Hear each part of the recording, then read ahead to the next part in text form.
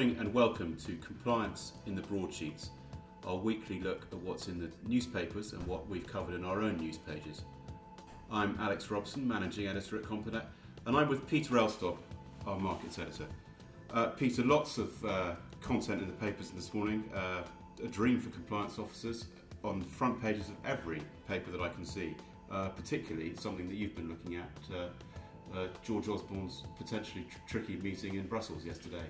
Yes, I'm not sure whether it's a good dream or a bad dream for compliance people, but yes, it was painted as a defeat for Britain or whatever, but it's more complicated than that. I mean, the Council of Ministers, the member states, have one text on this hedge fund directive.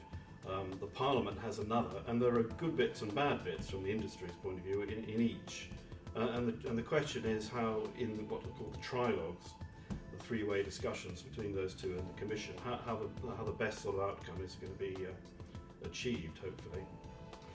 And how much of a fuss do you think the industry's almost cried wolf a little bit over this?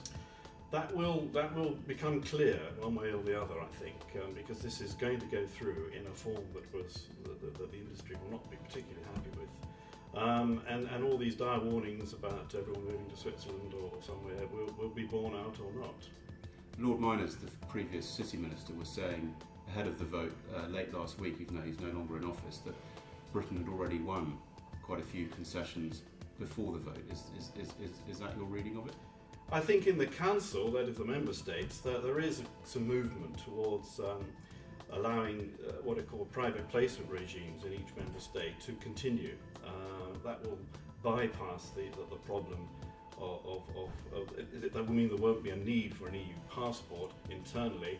And as for third countries, the Council seems to be taking a more flexible, nuanced view of equivalence, a regulatory equivalence between non-EU and EU jurisdictions than the Parliament, because the Parliament has a very strict list of conditions it wants, and I don't think that's going to end up in the directive. And so, what do you think is the best news for Britain so far? I mean, it's sort of hard to see ahead of the votes and next steps quite exactly where we are.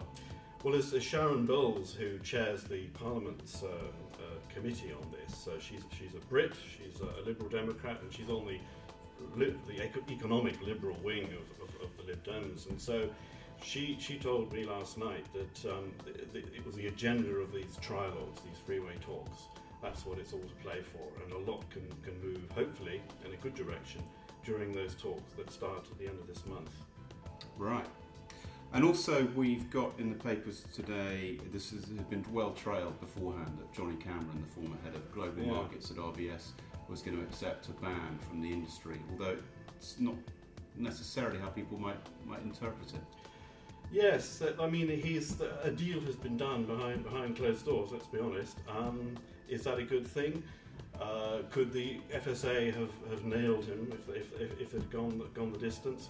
We don't know. What we do know is that Cameron has undertaken not to undertake any significant influence functions, not to work full-time in the financial services industry, although he can still work part-time. And in exchange for that, the FSA is not pursuing its disciplinary action. Now, it's hard to talk about this without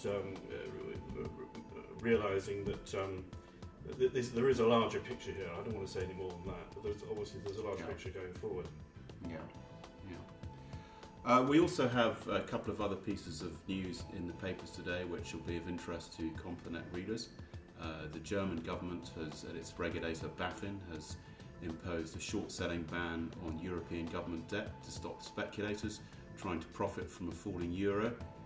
And also the FSA has secured an insider trading conviction yesterday when Anjat Ahmad, a hedge fund trader, pleaded guilty to market abuse charges. He will be sentenced later next month, and the sense is that there is more from this case to come.